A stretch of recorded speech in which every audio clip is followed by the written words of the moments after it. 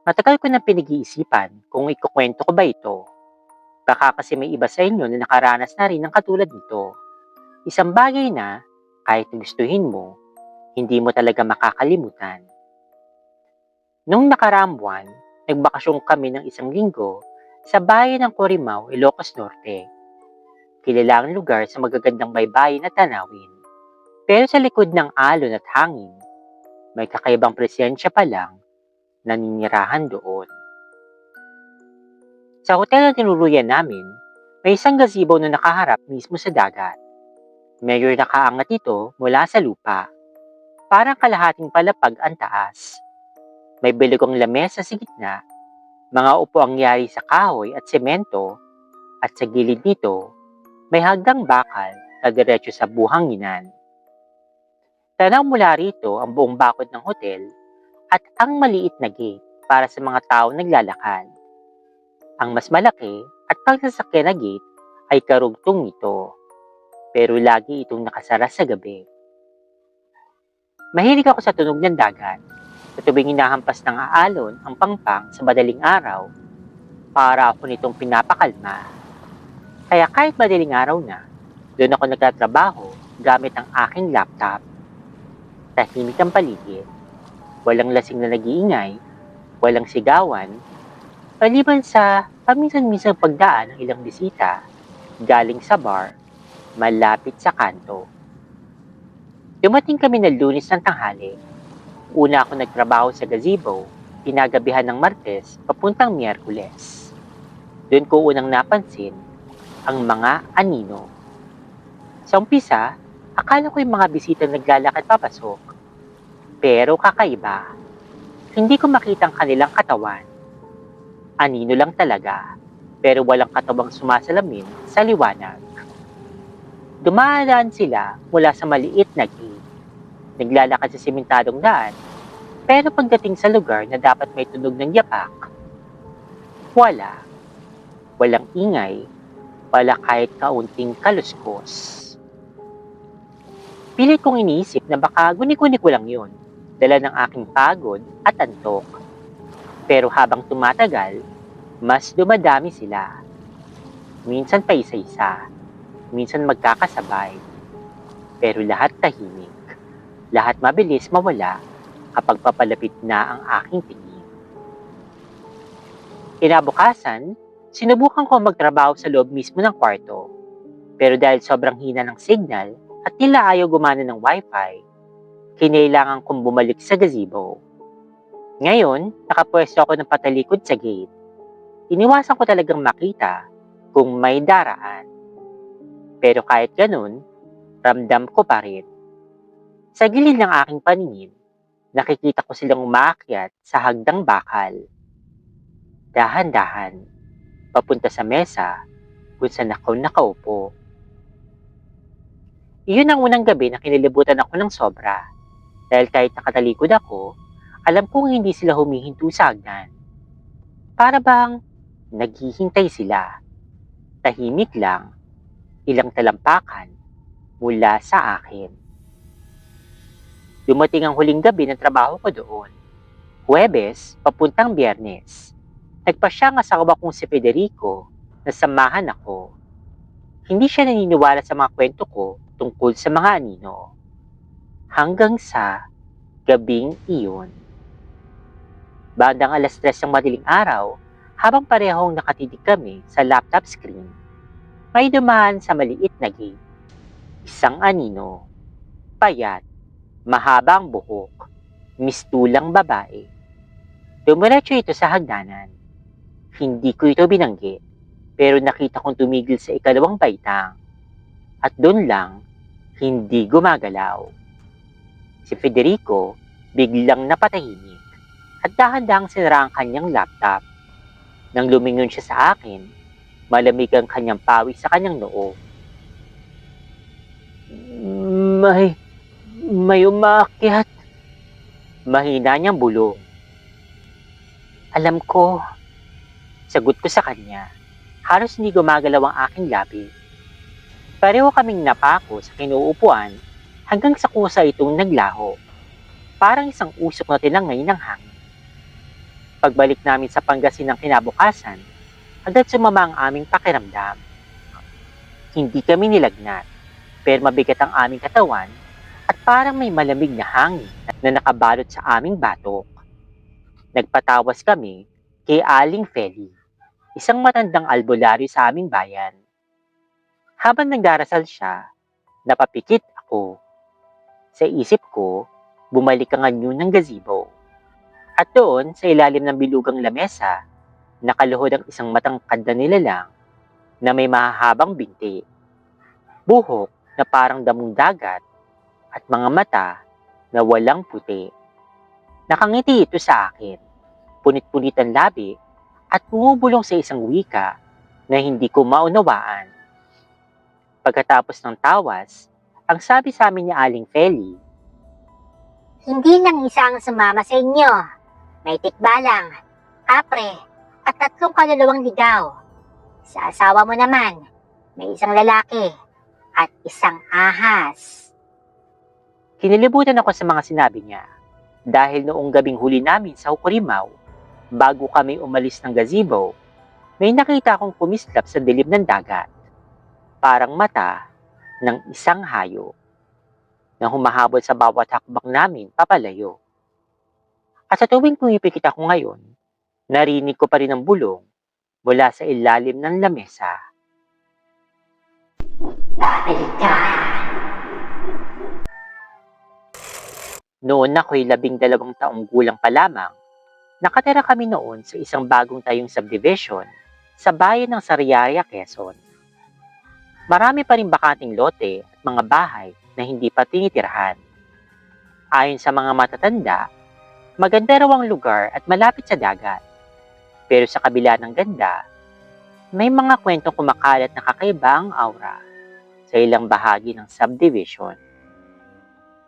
Isa sa mga lugar na iyon ay ang kaling tinatawag ng mga bata na Kalye ng Bayabas. Sa gitna nito, nakatayo ang isang malaking puno ng bayabas na tila mas matanda pa sa pinakalumang bahay doon. Nakapagitna ito sa pagitan ng 2 bahay. Ang isa, luma, ngunit buo at lagi nakakandado. Ang isa naman, sira-sara na at tinubuan na ng damo at baging. Laging patay ang pose ng ilaw sa kaling iyon kahit maayos ang ibang streetlight sa paligid. Sabi ng mga matatanda, hindi napapailawan ng tao ang lugar na ayaw ng mga hindi tao. Kakaiba rin ang punong iyon. Ni minsan, wala kaming nakita na hinog na bunga. Namumulaklak ito o namumunga, pero bago pa magkulay dilaw o kaya pula, nalalanta kaagad at nalalaglag. Isang gabing maulan, matapos ang panggabing dasal ng pamilya, dumating si Luisito, kababata ng kuya kong si Rafael. Humihingi siya ng tulong na pumisas ng dahon ng bayabas para gamiting pantapal sa sugat ng kapatid niyang nadulas sa kusina. Wala na raw kasing ibang punong malapit at yun lang sa kalye ng bayabas ang kanyang nalalaman.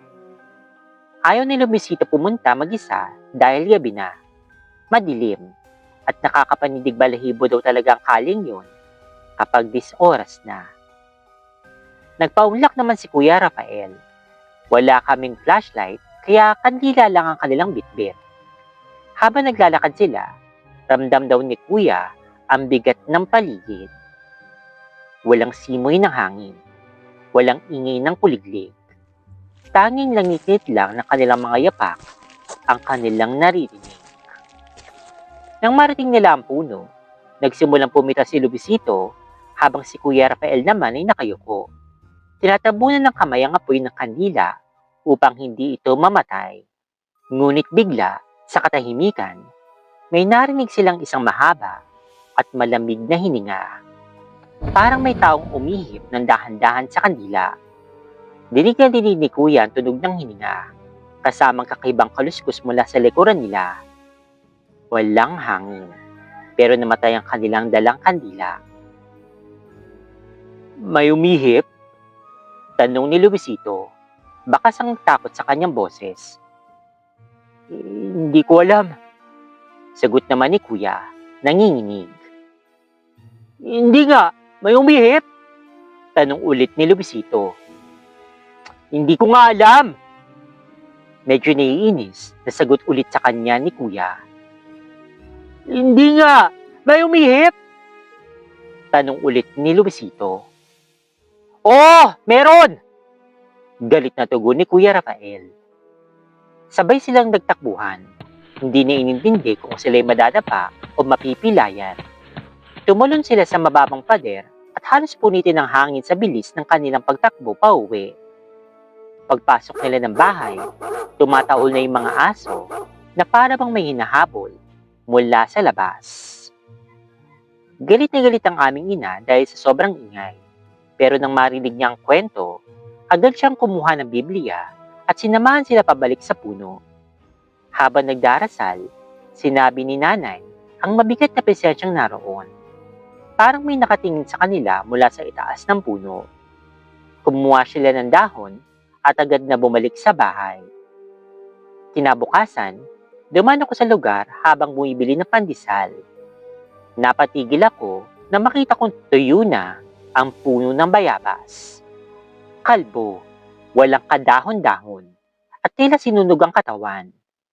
Nang kinuwento ko ito kila Kuya at Inay, pareho silang natigilan.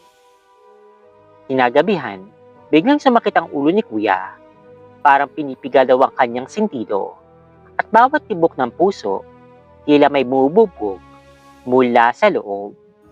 Pinagdasal siya ni Inay at doon niya sinabi na parang siya ang tinutugis ng espiritu mula sa puno. Pagkatapos naman ng panalangin, humupa ang sakit. Makalipas ang ilang araw, kinausap namin ang matandang kapitbahay namin na si Aling Marcy. Doon namin nalaman ang lihim ng lugar. Noong unang tinayo ang subdivision, may nakatira daw sa bahay sa tabi ng puno. Isang mag-asawa at ang kanilang nag-iisang anak na babae. Isang gabi, naglaro raw yung bata sa ilalim ng puno at hindi na nakabalik pa ng buhay. Natagpuan siyang nakabitin sa mga ugat na parang kamay na sumakal sa kanya. Umalis ang pamilya kinabukasan. Iniwang nakakandado ang bahay. Simula noon, may narinig na raw na boses sa ilalim ng puno. Boses ng isang batang humihingi ng tulong at humihinga ng malapit sa iyong batok. At hanggang ngayon, kapag dumadaan ako sa dating kalye ng bayabas, kahit wala na doon ang puno, pakiramdam ko may mata pa rin nakatanaw mula sa dilim. Naghihintay. Hindi ko na eksaktong maalala kung anong taon ito nangyari, pero malinaw pa rin sa akin ang bawat kabog ng puso ko noong gabing iyon. Panahon yun na masigasig pa akong tumulong sa maliit naming simbahan sa bayan ng Santa Monica, Surigao del Norte. Bilang isang born-again Christian, bahagi na ng aking linggo ang Sabado, araw ng ensayo para sa worship team. Kadalasan, puno ng tawanan at kantahan yung hapon. Ngunit ng gabing yun, kakaiba yung lamig na bumalot sa hangin. Isa ako sa mga musikero, pero hindi ako pumunta doon upang mag-practice ng kanta. May isa pa akong tungkulin, ang ayusin ng bulletin board sa gilid ng maliit na entablado. Habang abala ko sa paggugupit ng mga papel, nagsimula na mag-ensayo ang tatlong mga awit, 2 babae at 1 lalaki. Habang nakayuko ako at abala sa gunting, napansin kong saglit na tumigil ang kanta. Magbe-break daw muna sila. Nagkwentuhan kami ng isa kong kasama, habang ang dalawa naman ay lumabas para magpahangin, saka kumain. Naiwan sa loob ang isa sa mga babaeng mga awit. Maya-maya, nagsimula siyang kumanta muli. Tila sinusubukan lang ang isang linya ng kanta. Ngunit habang kinakanta niya yun, may narinig akong isa pang boses. Isang lalaking tinig. Malalim, malinaw, at perpektong bumabagi sa kanyang boses. Napakanga ako sa ganda ng blending nila. Hindi yun parang basta sumabay lang. Parang dalawa silang sanay na magdueto. Nangangatog ang balahibo ko habang pinapakinggan ko yun. Pero nalingunin ko kung sinong kasama niya. Siya lang naman yung mag-isa na nandoon. Napakunot no ako. Nasaan si Mateo? Tanong ko sa kasama ko. Tinutukoy yung lalaking mga awit. Nandun pa sa labas. Kumakain pa. Sagot naman ito. Napatawa ko ng pilit at biniro ko siya. Baka nagtago lang sa ilalim ng mesa. Pero habang binabaliwala ko lang ang nangyayari, hindi maalis-alis sa isip ko ang malinaw na boses na kanina'y halos katabi ko lang narinig. Pinilit ko na lang na hindi ito pansinin, pero nanatiling mabigat ang hangin sa loob ng maliit na silid. Lumipas ang isang buwan, nakasakay kaming lahat sa jeep papunta sa kabilang bayan para sa isang gawain ng simbahan.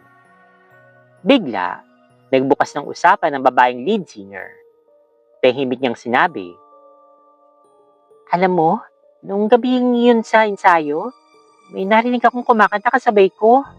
Lalaking boses. Akala ko nga si Mateo pero wala naman siya sa loob." Nanlamig ako. Akala ko ako lang ang nakarinig. Sagot ko sa kanya. Napatingin siya sa akin at halos sabay kaming napatahimik. Ang ibang kasamahan namin, walang kaalam-alam.